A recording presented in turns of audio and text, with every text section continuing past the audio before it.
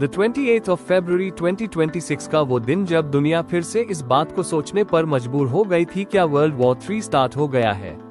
Israel को शक था कि ईरान न्यूक्लियर बॉम्ब बनाने के बहुत करीब है और इजराइल जो एक यहूदी कंट्री है वो कभी नहीं चाहेगा कि किसी मुस्लिम कंट्री के पास ऐसा बॉम्ब या हथियार आ जाए जिससे वो एक बार में खत्म हो सकता है।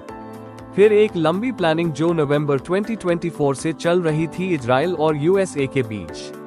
The 28th of February को उसे अंजाम देने का टाइम आ गया और एक बॉम्बिंग हुई जिसमें ईरान के सुप्रीम लीडर आयतोल्ला अली खamenei के साथ 13 लीडर्स की डेथ हो गई।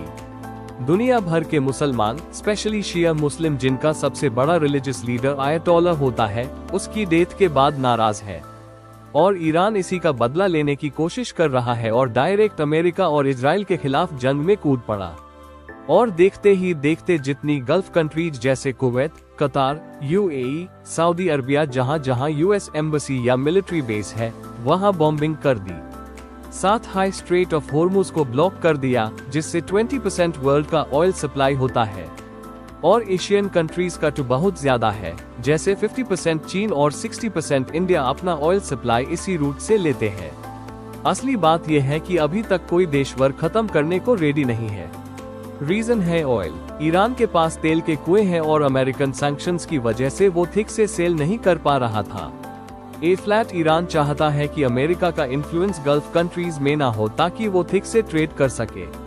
कहने को तो अमेरिका रोक सकता है लेकिन ऐसा होते हुए दिख नहीं रहा है।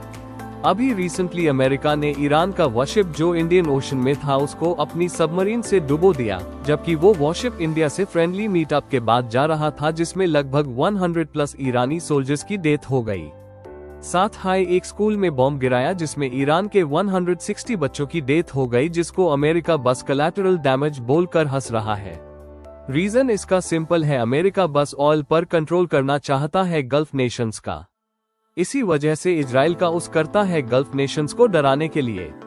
और साथ में हमेशा याद रखना जब जब वॉर होगी तब तब अमेरिका को फायदा होगा क्योंकि लगभग सारी बड़ी वेपन कंपनीज अमेरिका के पास हैं या अमेरिका का उनमें हिस्सा है और बिना हथियार के ना सुरक्षा की जा सकती है ना वॉर लड़ा जा सकता है। फ्लैट एज एन इंडियन हम क्या समझते हैं कि किसका साथ देना चाहिए। एक सिंपल चीज ये हमारी लड़ाई नहीं है, हम बस वॉर के खिलाफ बोल सकते हैं पीस के लिए, जैसे कि डिप्लोमेटिकली मामला सॉल्व हो, लेकिन किसी देश के खिलाफ नहीं, क्योंकि जियोपॉलिटिक्स में सिर्फ सिचुएशन आपकी दोस्त होती है।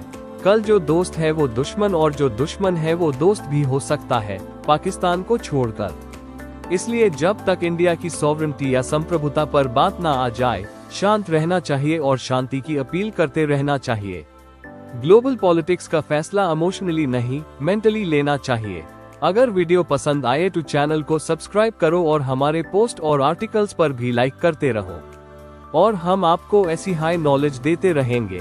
थैंक्स।